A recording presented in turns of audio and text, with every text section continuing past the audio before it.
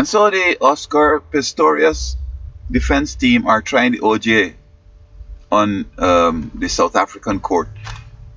Now, they're alleging that there were several expensive wristwatches that were stolen from the bedroom on the night of the incident.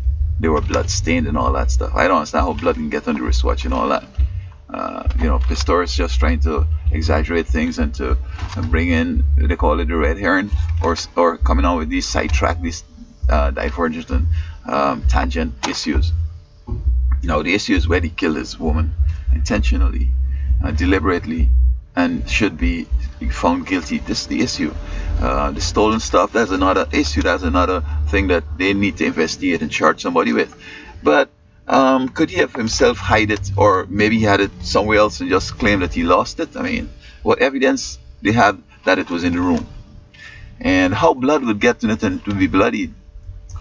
So he ordered that, and he was so collect. You can imagine, he's trying to defend this girl. He kills her accidentally, but yet he's collect to say that, oh, my watches are stolen and they were bloodied, and let us search all these cars and all these police and all their belongings and etc.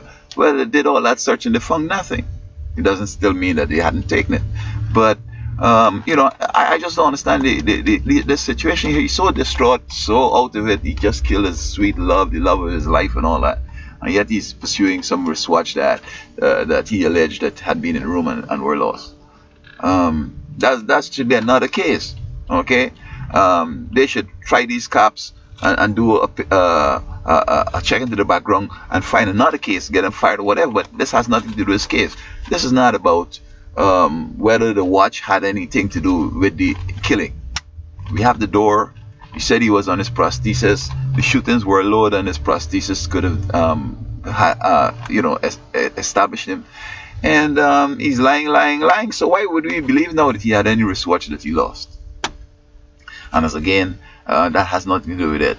It's not a reason that thieves would have lost it. Oh, maybe there were some thieves in here and they just got away before his girlfriend went in the bathroom and he just shot. Yeah, it has no bearing.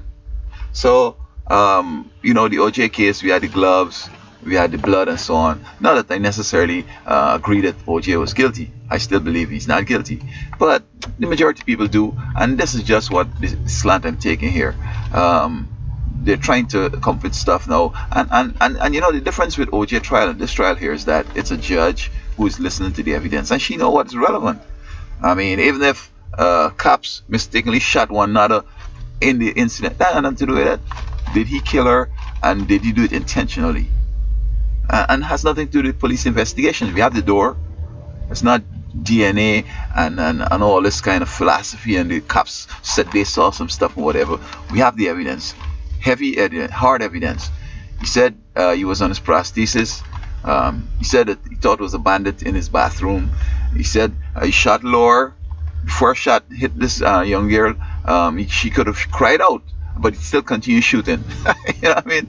And this guy looked like he's so crazy that I just don't believe him. Okay?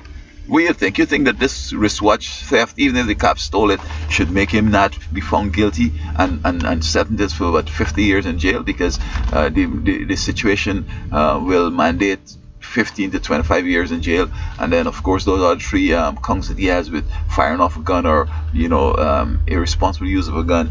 This guy is nuts. So I think that they're just desperate and trying anything, but basically those should have absolutely no relevance to this trial, and it's whether he killed her and he killed her intentionally, knew that it was she and not a bandit in there.